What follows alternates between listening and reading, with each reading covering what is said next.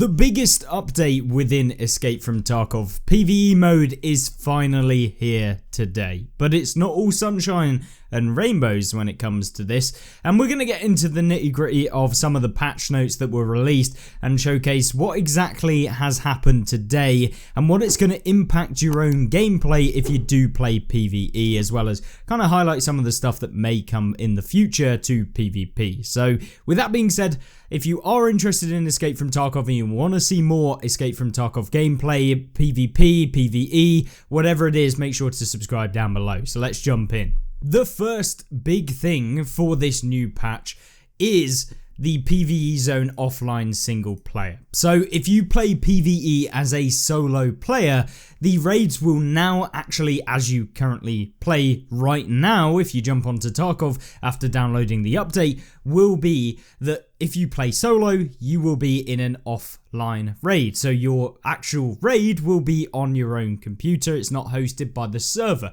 which means that now the raid timers in order to get into the raid will be significantly reduced, which is fantastic in essence. However, the actual experience of this is somewhat slightly different because of the fact that it is now hosted on your local machine. The actual utilization of your computer will be upped than what it previously was. Previously, you only had to generate what was in the game. Now you're having to run the game essentially from your own PC, which, although Tarkov for some reason say the game experience as well as the operation of in-game mechanics is completely identical, this just doesn't seem to be the case, at least from the amount of raids that I've done so far with this new update. Although I've only spent about 3-4 different raids so far playing with this, and primarily playing only as a solo player, so all of those raids being solo, I have definitely seen some FPS drops when it comes to in-game, and so for maps like Streets, this is really going to become a problem, whereby if you have a lower end PC, or not even a lower end PC, but just a PC that doesn't particularly have the highest of specs, you're going to find that this may potentially be a big impact for you as to playing PvE in a general sense, which is not obviously good when you're primarily playing just as you want to play. And so maps like Streets were renowned for having terrible FPS anyway and terribly optimized to be able to play it. It's now even gonna be even more difficult to actually play maps like that, at least from the current experience that I've seen within the game. Now, it's not everything, and it certainly isn't going to be the end of the world, but it definitely feels to have affected the actual performance of the game. They have said that the game experience is not changed or completely identical, but the actual performance of the game, I can safely say, is not the same as when it is run on a server. Now, depending on the PC grade, as I said, will depend on how this affects you. Some people will be absolutely fine playing with 140 FPS regardless of the map in, 1440p or 4K, whatever. The smaller the map, the easier of a load it's going to be on your computer. The bigger the map, Streets, etc. are going to be much harder than something like a Factory. But the actual extent of this, I have yet to understand currently within the game. So it's only been out for about 7 hours, and I work full time, or at least 4 out of the 5 days a week. So yeah, it's definitely going to be affected somewhat. But yeah, I'd be interested to see your experiences in the comment section down below. Have you played, are you playing, or are you planning on playing? Just let me know what actually you find, because I definitely think this is going to be a big impact to a lot of players within the PvE mode. Now then, moving forward, we're going to skip past some of the lower stuff, or the stuff that isn't as important. We'll get into it later on, but I want to get into the key nitty-gritty stuff that is really, really going to affect your experience in PvE, and that secondly is the AI adjustments. Now, there's been a ton of AI adjustments that have happened during this new patch, and essentially the PMC AI has been dramatically changed. So now insurance is no longer going to be guaranteed. And why is that? Well, that is because PMCs now pick up items, loot crates and bodies, trying to choose more valuable loot, which means that if you come up against a PMC, they actually will have loot within them, because they're actually going around, they're looting highly valuable stuff, and that means that you're going to be able to make money every time that you take out a PMC, primarily as long as you do actually take out the PMC, which I think is brilliant. I think that this is going to be a good change in the long run. The actual execution of said kind of experience, we're not yet entirely sure, but I definitely found it to be somewhat decent. It felt a little bit better, and that's because now AI PMCs will essentially sprint around more often when they're moving in open terrain. So previously it was quite sluggish. They would basically kind of fanned out a little bit and kind of walk towards you. Didn't feel quite real, and now they will actually run in certain open areas and stuff like this, which is great. AI will also travel all over the location. So when you're playing in the map, they will now move all over the location, which means that they will move across the map. It doesn't mean that they're now going to be sat in the exact same spot, making it hopefully a better experience for trying to complete various different tasks which require PMCs to move around. For example, in order to take out PMCs in the office area, which primarily has pretty decent loot, hopefully PMCs will actually move up to the office area for some of the tasks that require that, and then you can take them out, which is going to be massive for completing those kind of specific area taking elimination tasks, which I think will be a brilliant addition. However, the actual extent of the AI actually reaction between you and the AI and how they will actually fight you is going to be primarily the same. The actual targeting AI, the essential reskin of the Raider AI that is already the PMCs, is going to be the same, at least from what I've seen, albeit now they will move a lot further around the map and actually try and go to places rather than your typical places. So they build routes to points of possible loot concentration. So for example, if you are playing on factory, they'll go up into the office, they'll go underneath, and also if you're looking at something like streets, they'll move into the highly valuable loot locations like you would see with normal PvP PMCs, going to the best areas of loot, this sort of thing. Bots will move in tactical formation, so very vague here. Essentially what I'm assuming is going to happen is groups of 3-4 PMCs will kind of go in a bit more of a fan, try and flank you, this sort of thing. Depending on how well this actually works in the game, maybe they're too good now. Will depend on whether BSG go ahead and try and nerf them, I would assume, if they get too good. But equally, maybe they are just as bad, except now they move around and it's much easier to kind of pre-aim a door where they're going to just push you, that sort of thing. When they reach their destination point, they collect loot and then can wait for enemies for some time. Now, it's unknown whether the distinct spawns of PMCs will go to certain areas of the map as a preset, so that every spawn of a PMC will then go to the same spawn location across the map with maybe some variation a little bit.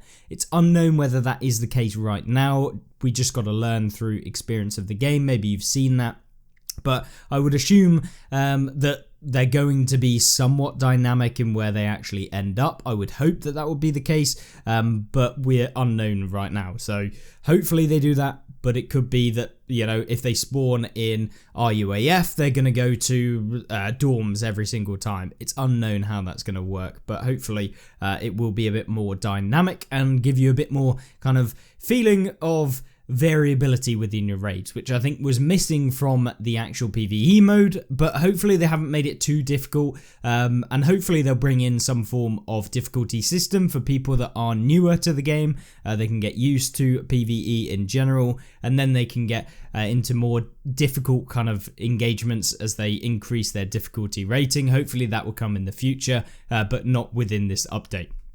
Then we've got, essentially, they can also pick up weapons and equipment. If they find a better equipment, they'll pick it up, same as a normal PMC player would do. In the PvP mode, they'll just pick up whatever's the best and kind of drop all of their stuff and then put it on, and they'll run around with that instead. AI PMCs will also now extract from the locations, which is why you may lose your gear if you get taken out. I would assume that insurance won't work as it normally does. Don't entirely know that that is going to be the case, but I would assume if you get taken out that the game acts as if a PMC goes and picks up your stuff, or you die to a PMC, maybe you do lose some of your stuff. We don't yet 100% know, but I would assume that this may be the case. If you drop something in a bush, for example, on PvE and a AI goes and picks it up and they extract with it, you're going to lose your stuff. But as far as getting taken out in a raid and then the AI actually going ahead and leaving with your stuff through the extracts, which they can do now, we don't know, because I haven't actually got taken out in the 4 raids that we did play, so it'd be interesting to see how that goes and whether or not we do actually get our stuff back at the end of the day. So yeah, that's kind of cool. AI PMC level on beginner ground 0 will be limited to level 20, so you're not going to be seeing absolutely cracked ground 0 AI like we previously saw, where they could go up high levels.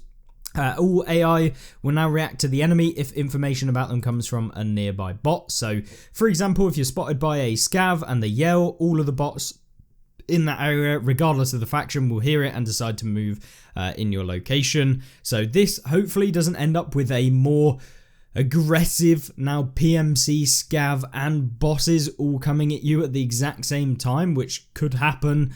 And already the scav horde army thing that has been going on is absolutely atrocious, especially on the streets. Hopefully that doesn't get even worse with this now change. But yet to find out. AI scavs will now travel all over the location and search for valuable loot. Scavs are less picky about which items they pick up, so same as what you will see with PMCs, they now just travel all over the map. So when you are searching up your scavs, you're more likely to actually find gear on them and stuff like that than as it currently stood before this update, which I think is great. It means that actually going for PMCs within the PvE mode is a viable option to get loot that you might want, and it obviously increases your search skill and all of this that you didn't really get from when you previously were playing, where they may have one item that's actually decent. So I think that is great. Scavs move between potential loot destinations in tactical formation if they're traveling in a group. Now, how tactical that is, we don't know, but I would assume, 3 or 4 of them maybe just rolling around, 2 of them maybe, and that sort of thing. This is the first iteration of AI improvements within PvE mode, so what they're saying here is it might not be perfect, it probably isn't going to be perfect. There is definitely going to be some broken things that we can exploit in order to make a ton of rubles and that sort of thing, with the AI kind of tracking and how it's going to follow you and all of that sort of stuff, which I hope that we'll be able to do some videos on and show you how to kind of make more money or take out some of these PMCs a lot easier, some of the routes you can take, that sort of stuff on various different maps, which I think should be pretty good. And of course, they plan to refine the tactical behavior of AI, which is of course going to come. So this is a very basic AI upgrade that they've done within the PvE mode, and we'll see how it goes. If it's dreadful, maybe they remove it and revert it back to the previous, but we just don't know yet. And of course, that feedback will go. So make sure that you are feeding back to Tarkov themselves. If you can't be asked to go to the official channels, you can comment it down here, and I'll make sure to try and push your feedback back to BSG and people out there in order for them to kind of get an understanding of what the overall community are feeling towards this update. And then, yeah, that is basically the AI adjustments that they've done in PvE mode. Now, for those of you wondering about the new tasks, they have added the nostalgia questline for the game's life path. So available only to EOD edition users. This will basically give you the pockets that were essentially allowing owners of any edition to obtain this item. So the nostalgia questline for the game's life path available only to owners of the EOD. Added a new questline for obtaining Mark of the Unheard, which is essentially what you got with the Unheard edition, where you don't have to essentially get it, but it's just a questline, and at the end of it you'll get the Mark of the Unheard, which will give you the opportunity to essentially make scavs not trigger towards you past 45 meters. They've also added the one for the PMC pockets, which will also be part of a new questline as well, allowing owners of any edition, so you don't need any specific one, to obtain the item, which is great. As they said that they would do this, it is in the game now. So Nostalgia Quest, not entirely sure whether this is the combination of these two below, but I would assume that there is some kind of bonuses and that sort of thing for the EOD owners. Then we've got customization, so they've added new outfits for User Can Bear, available for purchase for Lega Medal, which is the ref trader, so you're going to actually have to purchase them with high standing from ref. Obviously not applicable to PvE, it's not actually there, so yeah.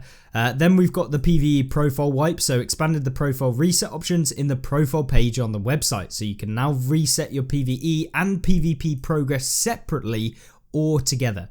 So when the PvP wipe, if you want to wipe your PvE character, you can do. If you don't want to, you don't have to at all. It's not a forced wipe on PvE, it's up to you. Currently, doesn't appear like there is actually going to be any sort of, I guess, PvE specific items that you're going to get for resetting your account. No prestige system just yet, but hopefully we will get that. There's also compensation for reporting players who violated game rules, so players will receive in-game currency compensation after the report that led to the blocking of the violator. Compensation comes with an in-game message informing a successful report, and compensation for several successful reports will be combined as well. Balancing adjustments has also come to quite a few of the rifle scopes, so we're seeing, I'm not going to go through them all, you can pause it here if you want to see them, but literally almost I would assume nearly almost all of the actual scopes have got some of the increased spawn chance, which is great on the maps. Means that if you play PvE, you're going to be able to get yourself some pretty decent scopes at a better rate. They've reduced the recoil for the following bolt action rifles, including the Mosin. They've accuracy international AXMC, the 338 this is, with the Lapua Magnum bolt action. They've also changed the SV98, the DVL, the VPO, the T5000M. So basically all of the bolt actions have had reduced recoil. Increased the leveling speed of hideout management and crafting skills, which is great. This is going to be a big bonus for people playing PvE as you go through, making sure that you are just getting loads of crafts done over time, and it's just going to be faster now. They've removed the hearing distance bonus from the perception skill as well. So yeah, that is going to be a pretty big one. You will not be able to get the hearing distance bonus, which I kind of think from a competitive standpoint that is probably a better thing to actually remove from the perception skill. But yeah, then maybe it could have been a specific kind of added to certain headsets to be better than they currently are. List of changes: they've fixed the incorrect physics of character bodies and loot objects in offline raids. That is, yep. They fixed the EFT and EFT arena interaction UI when interacting with a ref, fixed the cause of incorrect behavior of character bodies after death, and fixed several localization errors in interfaces and tasks. There is also some in-game feedback surveys, so added a community feedback survey system within the game, available at the survey tab in the bottom menu. They've completed surveys, helps improve the quality of the game based on community feedback, which I think is great.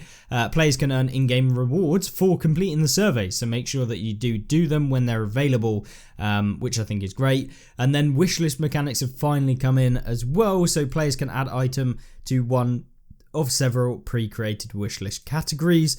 Items added to a wishlist are displayed in a separate section of the handbook, so handbook being in the bottom right of your screen. Wishlist items have unique visual differences, so when obtaining such items through various methods, you'll get a pop-up in the game, or if you get it from a kind of craft or whatever it might be, it will kind of pop up.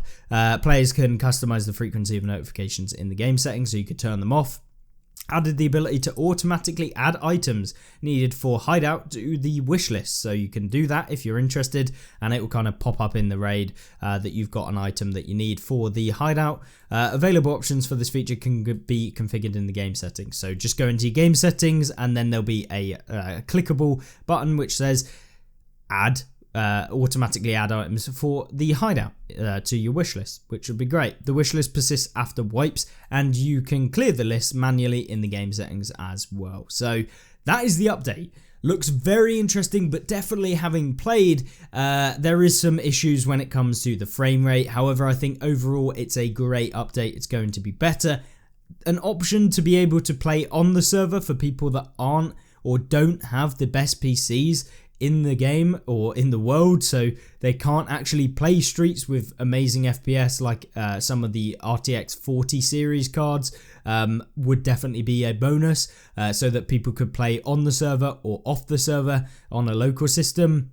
This probably would help out a lot of players, and of course if you play in groups you can only play on the server, as I'm sure that it's just an easier fix for BSG to do that, but overall times to get into raids on PvE are going to be severely reduced, which is great, and of course the AI improvements, I think it will be a good long-term change. Whether or not they're balanced currently within the game, not entirely sure, but they didn't seem too bad when I did play, but just be aware of all of these changes when you do play PvE. If you did enjoy this video, make sure that you do subscribe down below if you want to see more, but if you're not entirely sure whether you want to subscribe, check out these videos on screen, so talking about some of the changes, some of the things about the game, and of course some loot runs as well that you can have a look at if you're interested in making some money, albeit they were previous to this update coming out, so they could be potentially just that little bit more dangerous in the PvE mode. But thank you very much for watching, and I will see you in the next one hopefully. Have a great rest of the day. Goodbye.